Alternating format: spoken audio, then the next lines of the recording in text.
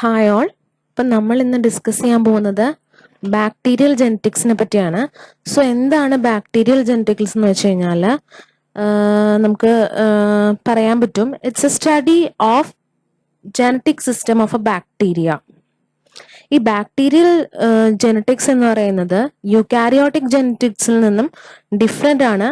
But however bacteria എന്ന് പറയുന്നത് still serve as A good model four animal genetic studies. So ഈ beginning of bacterial genetics എന്ന് പറഞ്ഞു കഴിഞ്ഞാൽ mainly advances in genetic process also lead to the fundamental advance in biology and biochemistry, and this field give a new branch of science which is known as molecular biology. So DNA എന്ന് പറയുന്ന ഒരു സംഭവം എല്ലാവർക്കും famous ആയിട്ടുള്ള ഒന്നാണ്. It's a complex structure that makes life. So അതൊരു semi conservative model of replication ആണ് follow up ചെയ്യുന്നതെന്നും അതൊരു ഡബിൾ ഹെലിക്സ് ഫോം ആണെന്നും എല്ലാം നമുക്ക് നന്നായിട്ട് അറിയാം. സോ DNA എന്ന് പറയുന്നത് deoxy ribonucleic acid which is composed of many units like adenine, thymine, guanine and cytosine, which adenine is also always binded with thymine and guanine is always bounded with cytosine. And the proportion of this kinds of combination will be differ from each species, and the DNA replicates first unwinding at one end to form a fork, and each strand of fork acting as a template for the synthesis of a complementary strand. ഇതൊക്കെ നിങ്ങൾക്ക് അറിയാവുന്നൊരു കാര്യമായിരിക്കും. പ്രത്യേകിച്ച് life science സ്റ്റുഡൻസുകൾ വളരെയധികം famous ആയിട്ടുള്ള ഒരു ഇതാണ് ഈ DNA എന്ന് പറഞ്ഞാൽ. അതിൻ്റെ അൺവൈൻഡിങ്, അതിൻ്റെ 5' to 3' 3' to 5' ഒക്കെ ഉള്ള എൻഡുകളും എല്ലാം നിങ്ങൾ അറിയാവുന്ന ഒരു കാര്യമാണ്. So here we shows the structure of DNA which has the deoxy sugars, phosphate molecules, hydrogen bonds, and it is bounded with each other.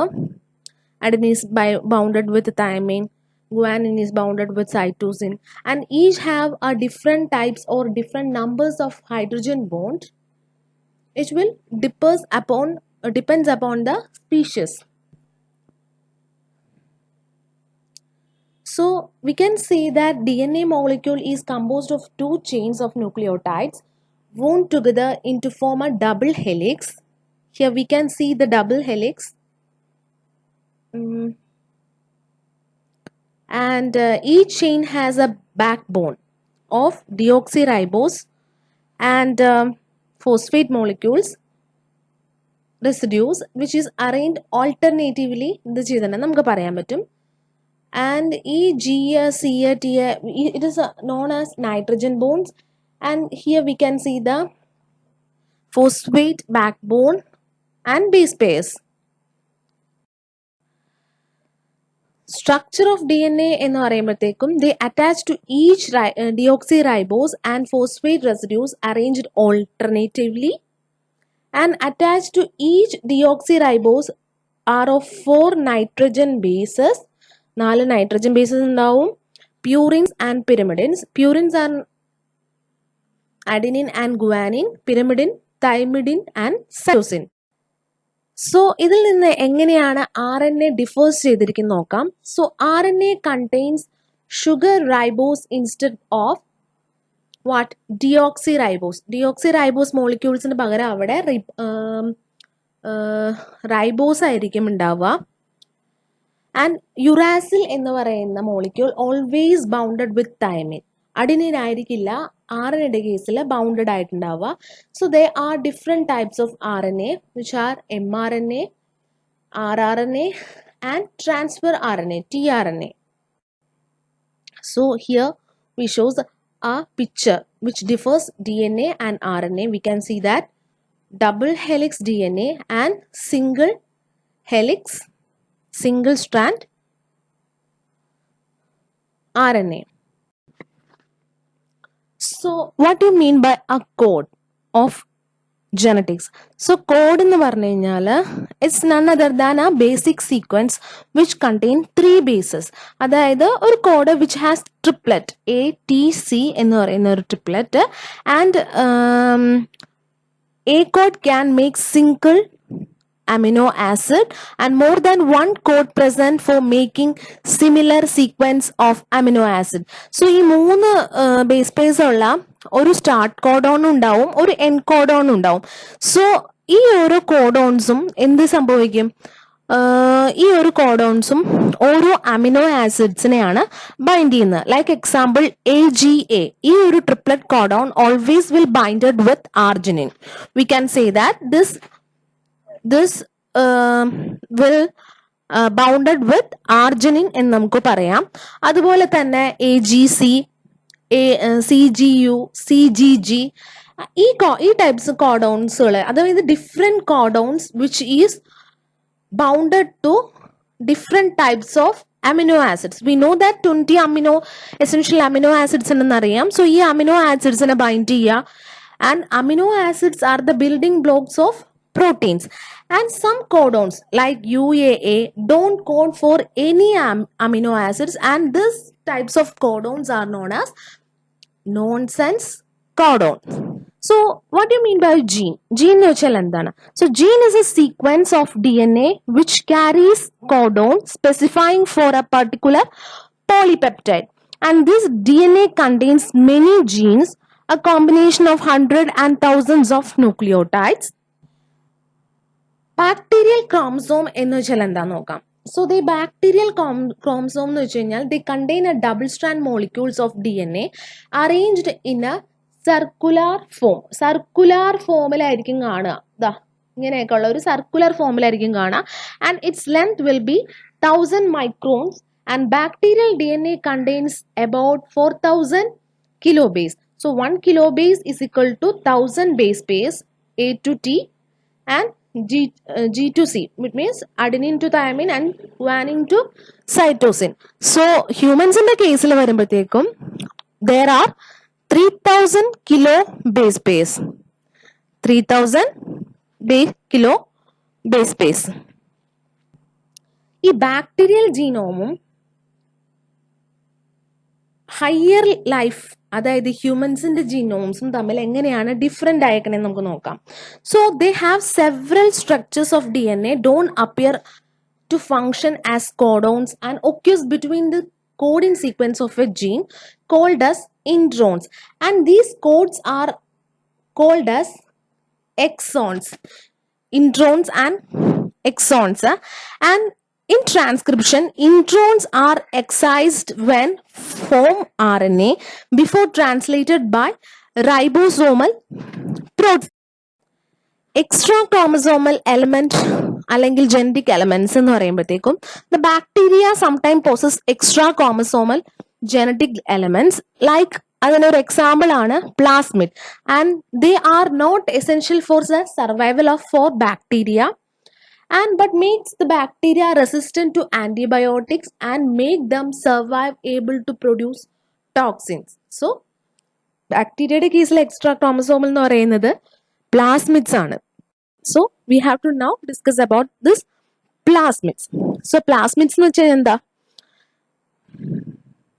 Plasmids are circular DNA molecules present in the cytoplasm of the bacteria. ഇത് കണ്ടോ, സർക്കുലർ DNA molecules സൈറ്റോപ്ലാസത്തിൽ, bacteria സൈറ്റോപ്ലാസത്തിൽ ഉണ്ടാവുന്ന ഒന്നാണ്. They have a bacterial chromosome, അത് കൂടാണ്ട് ഒരു extra chromosomal thing. They are capable for the autonomous replication, self replicating ആണ് പ്ലാസ്മിഡ്സ് എന്ന് പറയുന്നത്. And they can transfer genes from one cell to another, act as vectors in genetic engineering, and we can also it present in yeast. ഈസ്റ്റിനകത്ത് നമുക്ക് തന്നെ represent ചെയ്ത് കാണിക്കാൻ പറ്റാറുണ്ട്. So ഈ ബ്ലൂ കളറിൽ കാണുന്നതാണ് circular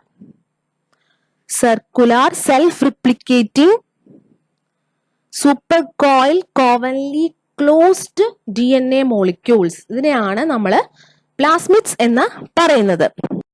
so plasmids are mainly different types ആയിട്ടുള്ള പ്ലാസ്മിഡ്സുകൾ ഉണ്ട്. resistant to antibiotics, bacteriocins productions, enterotoxin production, enhance pathogenicity, reduce sensitivity to mutagens, degrade complex organic molecules. അങ്ങനെ ഡിഫറെന്റ് ടൈപ്സ് ആയിട്ടുള്ള പ്ലാസ്മിഡ്സ് ഉണ്ടെന്ന് നമുക്ക് പറയാം. സോ ആർ പ്ലാസ്മിഡ് എന്ന് പറയുമ്പോഴത്തേക്കും എന്താ നിങ്ങൾ എന്താ മനസ്സിലാക്കാം? ആർ പ്ലാസ്മിഡ് എന്ന് പറയുമ്പോൾ plasmid which encode the resistance to antibiotics, drug resistance, ആന്റിബയോട്ടിക്സിന്റെ റെസിസ്റ്റൻസിന് അഗെയിൻസ്റ്റ് ആയിട്ട് നമ്മൾ യൂസ് ചെയ്യുന്ന ഒരു പ്ലാസ്മിഡ് ആണ് ആർ പ്ലാസ്മിഡ് എന്ന് പറയുന്നത്. ഒരു എക്സാമ്പിൾ ആണ് ആർ പ്ലാസ്മിഡ്. ഇത് പ്ലാസ്മിഡിന്റെ റിപ്ലിക്കേഷൻ ആണ് കാണിച്ചിരിക്കുന്നത്. ഈ പ്ലാസ്മിഡ് എന്ന് പറയുന്നത് they can integrated with chromosomal DNA, episomes, integrated form of plasmid with DNA. ഇത് കണ്ടോ, ഈ എക്സ്ട്രാ ക്രോമസോമൽ, ഇത് ക്രോമസോംസ് ഓഫ് ബാക്ടീരിയ ആണ്. ഇവിടെ ഈ പ്രോസസ്സുകളൊക്കെ നടന്നിട്ട് ഈ പ്ലാസ്മിഡിൽ നിന്നൊക്കെ ഇത് ചെയ്തിട്ട് ഈ പ്ലാസ്മിഡ് ഈ എക്സ്ട്രാ ക്രോമസോമൽ പ്ലാസ്മിഡുമായിട്ടൊക്കെ നമ്മുടെ ക്രോമസോംസ് ഓഫ് പ്ലാസ്മിഡ് ആയിട്ട് ഇൻ്റഗ്രേറ്റഡ് ആവുന്നുണ്ട്. സോ അതിനെയാണ് നമ്മൾ എപ്പിസോംസ് എന്ന് പറയുന്നത്, ഇൻ്റഗ്രേറ്റഡ് ഫോം ഓഫ് പ്ലാസ്മിഡ്. ഈ പ്ലാസ്മിഡിൽ നിന്ന് ഒരു ഭാഗം ഈ ക്രോമസോം അല്ലെങ്കിൽ DNA ഓഫ് ദ ബാക്ടീരിയയിൽ വന്ന് ബൈൻഡ് ആവുന്നതിനെയാണ് നമ്മൾ എപ്പിസോംസ് എന്ന് പറയുന്നത്. Potential of plasmids. So plasmids എന്ന് പറയുമ്പോൾ ദേ have several potentials. Like plasmids can be self transmissible and non-transmissible, transfer the sex and drug resistance with the help of restrictions end nucleases, ഒരു enzyme ആണ്. So sex ട്രാൻസ്ലേഷനും എല്ലാം helpful ആണ് plasmid. Classification of plasmids എന്ന് പറയുമ്പോൾ their incapability of typing, don't accommodate others which are similar, and other methods of classification is centrifugation, electrophoresis and genetic methods. ഇനി genotypic and phenotypic radiations എന്താന്ന് നോക്കാം. So genome എന്ന് പറഞ്ഞാൽ എന്താ? Sum total of genes that make up the genetic apparatus of cell established as genotype, hereditary constitution of a cell, this transmit to its progeny, and phenotype is the physical expression in an environment and changing according to the environment. So phenotype ne nammalku venengil in parayam, it's a physical expression of a particular plant or bacteria or any humans. അതായത് എനിക്ക് പൊക്കമുണ്ട് എന്നുള്ളത് എൻ്റെ ഫീനോട്ടിപ്പിക്കൽ variation ആണ്. Okay, and what is the reason for this height അല്ലെങ്കിൽ ഈ toll, ഈ എനിക്കുള്ള ഈ ടോൾ സിറ്റി എന്ന് പറയുന്നത് അല്ലെങ്കിൽ പൊക്ക എന്ന് പറയുന്നതിന്റെ കാരണം എന്താണോ അതിനെയാണ് നമ്മൾ ജീനോട്ടിപ്പിക് വേരിയേഷൻസ് എന്ന് പറയുന്നത്. So what is phenotypic expression എന്നുള്ളതിന് ഒരു ഡീറ്റെയിൽ ആയിട്ടുള്ള ഒരു ഇതാണ് പറഞ്ഞിരിക്കുന്നത്.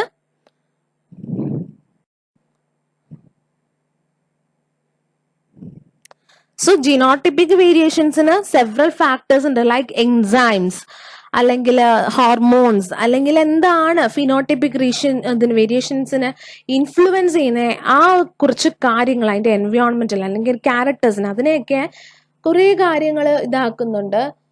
അതിനെയാണ് ജീനോട്ടിപ്പിക് ആയിട്ടുള്ള കാര്യങ്ങൾ എന്ന് പറയുന്നത്. സോ അതിൽ ഒക്കെ വരുന്നുണ്ട്.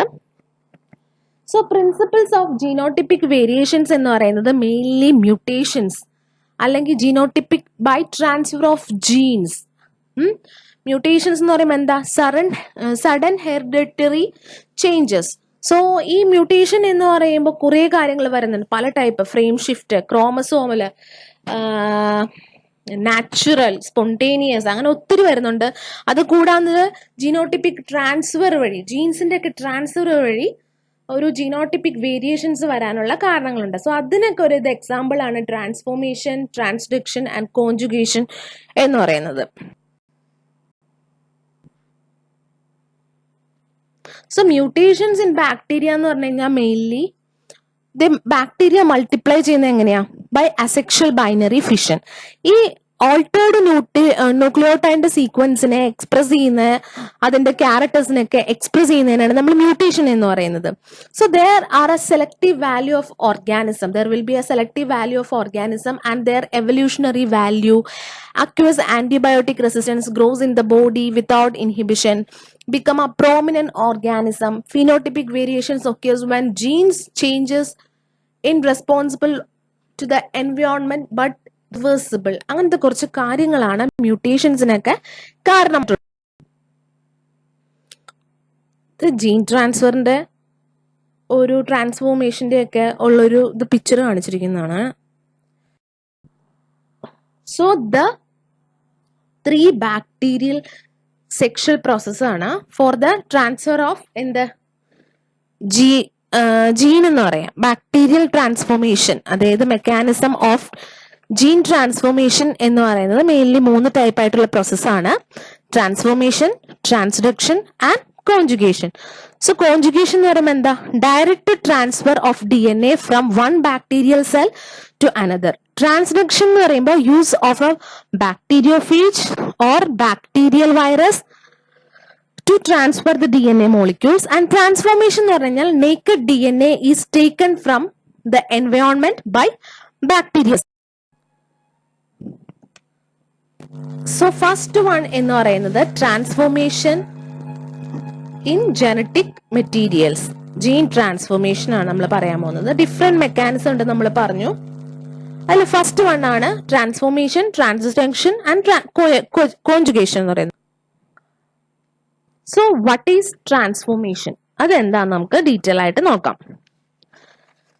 സോ ട്രാൻസ്ഫോർമേഷൻ എന്ന് പറയുമ്പോഴത്തേക്കും ഒന്നുമില്ല,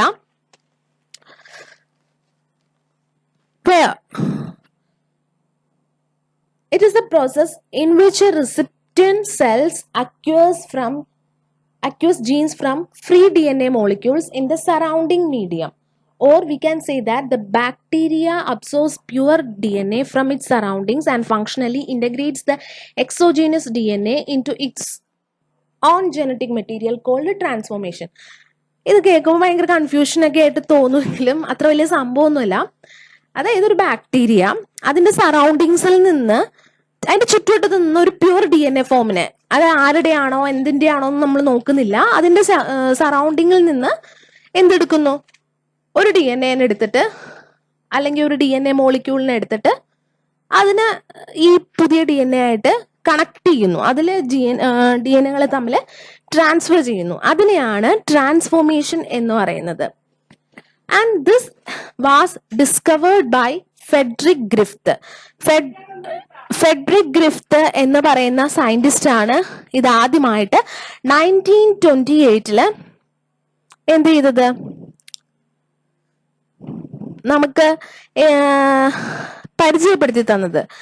സോ ഈ പുള്ളി എന്താ ചെയ്തെന്ന് വെച്ച് കഴിഞ്ഞാല്, he experiments 2 lab mice and 2 types of pneumonia causing bacteria. 2 lab മൈസില് ന്യൂമോണിയ കോസ് ചെയ്യുന്ന 2 സ്ട്രെയിൻസ് എടുത്തിട്ടാണ് ഈ പുള്ളി ഈ എക്സ്പെരിമെന്റ്സ് നടത്തിയത്. അതെന്ന് പറയുമ്പോൾ 2 സ്ട്രെയിൻസ് ആണ് എടുത്തത്, ഹാർഡ് സ്ട്രെയിനും സ്മൂത്ത് സ്ട്രെയിനും. സോ സ്മൂത്ത് സ്ട്രെയിൻ എന്ന് പറയുമ്പോഴത്തേക്കും ക്യാപ്സുലേറ്റഡ് സെൽസ് ആയിരിക്കും,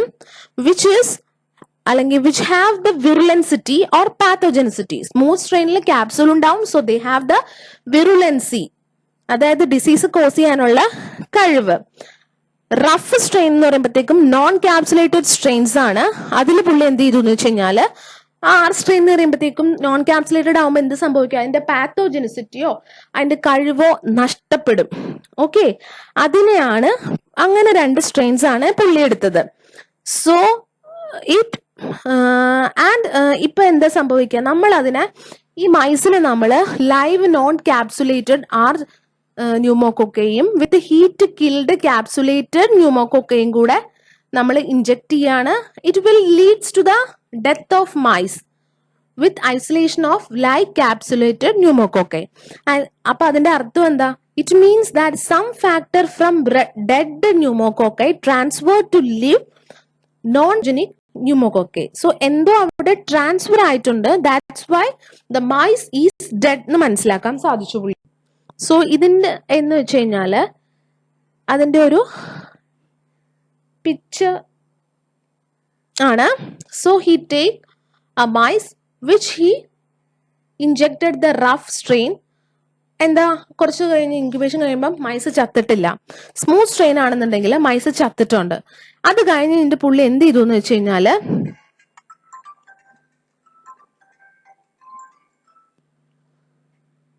നമ്മളിവിടെ കാണുകയാണെന്നുണ്ടെങ്കിൽ പിന്നീട് നമ്മൾ എന്താ ചെയ്യുന്നത് വെച്ച് കഴിഞ്ഞാല് ഈ സ്മൂത്ത് സ്ട്രെയിനിനെ തന്നെ നമ്മൾ എന്ത് ചെയ്തു എന്ന് വെച്ച് കഴിഞ്ഞാല് ഹീറ്റ് കിൽഡ് ചെയ്തു. ഹീറ്റ് കിൽഡ് ചെയ്തതിന് ശേഷം നമ്മൾ അതിനകത്ത് ഇഞ്ചെക്ട് ചെയ്യുമ്പോൾ പിന്നെ കാണുന്നത് മൈസ് ആഫ്റ്റർ ഇൻക്യുബേഷൻ മൈസ് ജീവനോടെ ഇരിക്കുന്നതാണ് കാണുന്നത്. പിന്നീട് ഈ പുള്ളി എന്ത് ചെയ്തു എന്ന് വെച്ച് കഴിഞ്ഞാൽ റഫ് സ്ട്രെയിനെയും ഹീറ്റ് കിൽഡ് സ്ട്രെയിനെയും കൂടി മിക്സ് ചെയ്ത് ഹീറ്റ് കിൽഡ് സ്മൂത്ത് സ്ട്രെയിനെയും കൂടെ മിക്സ് ചെയ്തിട്ട് പുള്ളി എന്ത് ചെയ്തു മൈസിൽ ഇഞ്ചെക്ട് ചെയ്തപ്പോൾ എന്ത് സംഭവിച്ചു? മൈസ് ഡെഡ് ആയി കിടക്കുന്നത് കണ്ടു. സോ ഈ ഇതിൽ നിന്ന് പുള്ളി എന്തോ മനസ്സിലാക്കി, there is something was transferred to this mouse, that's why this mouse was killed എന്ന് മനസ്സിലാക്കി. സോ ഇതിന്റെ ഒരു നിന്നാണ് ട്രാൻസ്ഫോർമേഷൻ എന്ന് പറയുന്ന ആ മെക്കാനിസം തന്നെ പുള്ളി നമുക്ക് പരിചയപ്പെടുത്തിയത്. ഇതെല്ലാം കഴിഞ്ഞു കഴിഞ്ഞപ്പോഴത്തേക്കും നമ്മുടെ ആവ്രി, മക്ലിയോഡ് ആൻഡ് മെക്കാർട്ടി ഈ 3 സയന്റിസ്റ്റുകൾ എന്ത് ചെയ്തു എന്ന് വെച്ച് കഴിഞ്ഞാൽ കുറച്ചും കൂടെ ഒരു ക്ലിയർ ആയിട്ടുള്ള ഒരു പിക്ചർ നമുക്ക് ട്രാൻസ്ഫോർമേഷന്റെ തന്നു. അതെന്താന്ന് വെച്ചാൽ അവര് തന്നത് 1944 നമുക്ക് ഈ ഒരു ഡെമോൺസ്ട്രേഷൻ കുറച്ചും കൂടി ഇതായിട്ട് തന്നത്. അവരെന്ന് പറഞ്ഞു കഴിഞ്ഞാൽ ഹീറ്റ് കിൽഡ് എൻകാപ്സുലേറ്റ് സെൽസിനെയും ലിവിങ് നോൺ എൻകാപ്സുലേറ്റ് സെൽസിനെയും കൂടി കമ്പൈൻ ചെയ്ത് മൗസിൽ ഇഞ്ചെക്ട് ചെയ്തു. സോ മൗസ് ഇഞ്ചെക്ട് ചെയ്ത് കഴിഞ്ഞപ്പോഴത്തേക്ക് എന്ത് സംഭവിച്ചു? Mouse dyes. ആൻഡ് ഇതിൽ നിന്ന് നമ്മൾ ഈ മൗസിൽ നിന്ന് ലിവിങ് എൻകാപ്സുലേറ്റഡ് സെൽസിനെ നമ്മൾ ഐസൊലേറ്റ് ചെയ്തു. Okay, living encapsulated cells, confused ആവരുത്. ഇതിൽ നിന്നുള്ള എൻകാപ്സുലേറ്റഡും ഇതിൽ നിന്നുള്ള ലിവിങ് സെൽസും. ഓക്കെ, ഇതിന്റെ രണ്ടിന്റെ ഒരു കോമ്പിനേഷൻ ആണ് ഇവിടെ നമുക്ക് കിട്ടിയത്. ഓക്കെ, അതാണ് കുറച്ചും കൂടി ഒരു ക്ലിയർ ആയിട്ടുള്ള പിക്ചർ നമുക്ക് ട്രാൻസ്ഫോർമേഷനെ പറ്റി തന്നത്. ഇനി നെക്സ്റ്റ് പ്രോസസ്സാണ് ട്രാൻസ്ഡക്ഷൻ എന്ന് പറയുന്നത്. സോ ട്രാൻസ്ഡക്ഷൻ എന്ന് പറയുമ്പോഴത്തേക്കും എന്താണ്?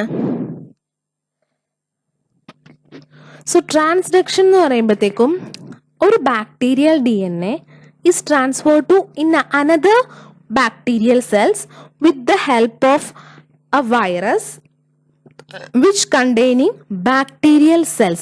So virus which contain bacterial cells എന്ന് പറയുന്നത് ഏതാ? Bacteriophage. Okay, so a bacterial DNA is transferred with the help of a bacteriophage to another bacterial cells. And Joshua Lederberg, Norton Zinder എന്ന് പറയുന്ന 2 സയന്റിസ്റ്റുകളാണ് 1952 their works on salmonella reported this process എന്ന് പറയുന്നത്. And mainly 2 generalized involve any segments of DNA എന്നാണ് പറഞ്ഞേക്കണേ. So restricted when specific bacteriophage transduces only a particular genetic trait. Transduction affects plasmids and episomes. Episomes എന്ന് വെച്ചാൽ എന്താ?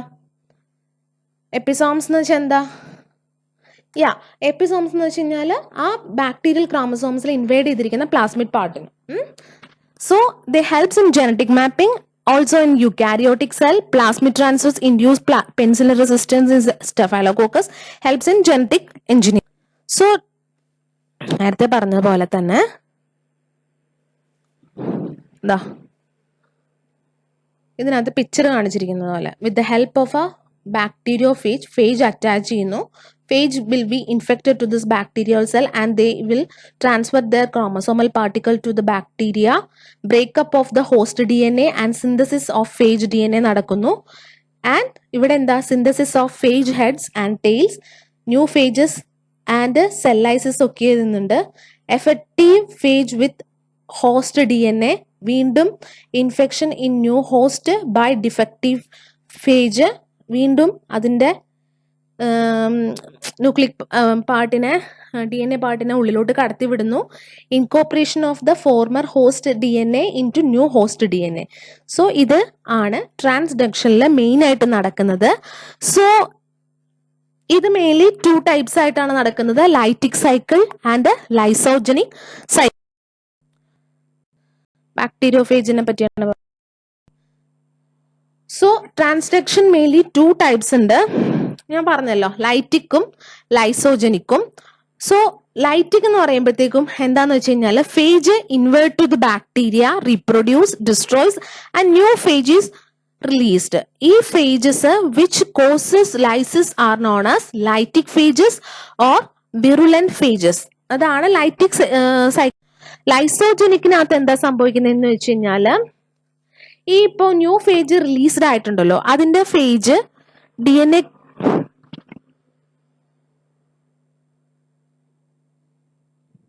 So lysogenic സൈക്കിളിൽ എന്താ സംഭവിക്കണമെന്ന് വെച്ച് കഴിഞ്ഞാൽ phage DNA codes a substance called repressor protein. ഈ protein prevents the virus from directing the production of materials necessary for the replication and the phage DNA remains in the cytoplasm as a plasmid, or it may form a closed circle then integrate to the bacterial chromosomes. And ഇതെന്ന് വെച്ച് കഴിഞ്ഞാൽ ആ സെല്ലിനകത്ത് തന്നെ, ആ ബാക്ടീരിയയുടെ സെല്ലിനകത്ത് തന്നെ ഉണ്ടാവും. ദിസ് പ്രസൻസ് ഡിഡ്ന്റ് റിപ്ലിക്കേറ്റ്, അത് റിപ്ലിക്കേറ്റ് ചെയ്യുന്നില്ല itself or destroy the bacterium. Lytic സൈക്കിളിനകത്ത് എന്ത് സംഭവിക്കുക? Destroy the bacterium and releasing of this phage. So infected phage. Okay, this process is known as lysogeny. Next എന്ന് പറയുന്നത്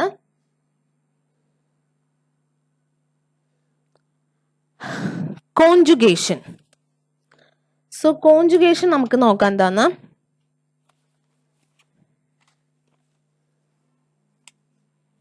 so conjugation എന്ന് പറഞ്ഞു കഴിഞ്ഞാൽ transfer of genetic material from living cell to another during the time of contact. Contact വഴി എന്താ സംഭവിക്കുക? അതിന്റെ living ടൈമിൽ തന്നെ കോണ്ടാക്ട്സ് ഒരുമിച്ച് വന്നിട്ട് കോൺജുഗേഷൻ കനാലൊക്കെ ഫോം ചെയ്തിട്ട് അതിൽ നിന്ന് അതിന്റെ എന്താ സംഭവിക്കുക? ജനറ്റിക്കിന്റെ ട്രാൻസ്ഫർ, ജീൻ ട്രാൻസ്ഫർ ആണ് നടക്കുന്നത്. ഈ ട്രാൻസ്ഫോർമേഷനിലും ട്രാൻസ്ഡക്ഷനിലും any cell can be act as donor or receptor. ഏതെങ്കിലുമൊക്കെ സെല്ലിനോ ഏതെങ്കിലുമൊക്കെ ഇതിനൊക്കെ ഡോണറും റിസപ്റ്ററും ഒക്കെ ആയിട്ട് ആക്ട് ചെയ്യാം. പക്ഷെ കോൺജുഗേഷനിൽ വരുമ്പോഴത്തേക്കും some are donors and some are recipients, അങ്ങനെ നമുക്ക് പറയാം. സോ ഈ male always male will be the donor, which is denoted by F plus, and bacteria which doesn't have any F plasmid, it will be female and it will be always the recipient. So F plus ആണ് എപ്പോഴും gene കൊടുക്കുക. F minus എന്ന് പറയുന്നത് female ആയിരിക്കും, അതായിരിക്കും always എന്താവുക? റിസിപ്റ്റന്റ് ആയിട്ട് act ചെയ്യുക. And this process was first proposed by Joshua Ledberg and Edward Tatum, which they have a series of experiments in E. coli. E. coli നടത്തിയ ഒരു സീരീസ് ഓഫ് എക്സ്പെരിമെന്റ് ബേസിലാണ് ഇവര് ഇത് നമുക്ക് പ്രപ്പോസ് ചെയ്തത്. And they got awarded Nobel Prize for this particular process, and they mixed 2 different strains of bacteria and found that genetic traits should or could transfer among them as long as they contact occur. Okay,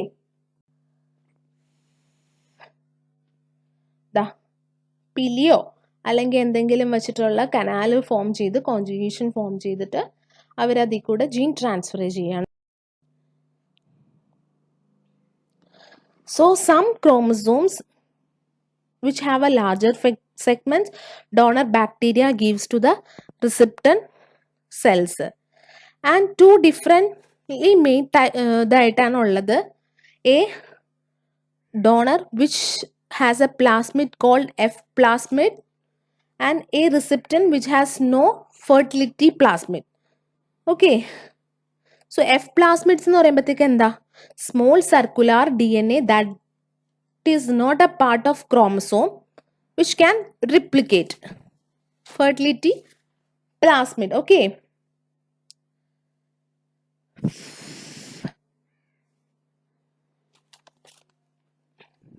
and here നമുക്ക് പറയാം, ഇത് കൂടാണ്ട് നമുക്ക് പറയാൻ പറ്റുന്ന കുറച്ച് കാര്യങ്ങളുണ്ട്.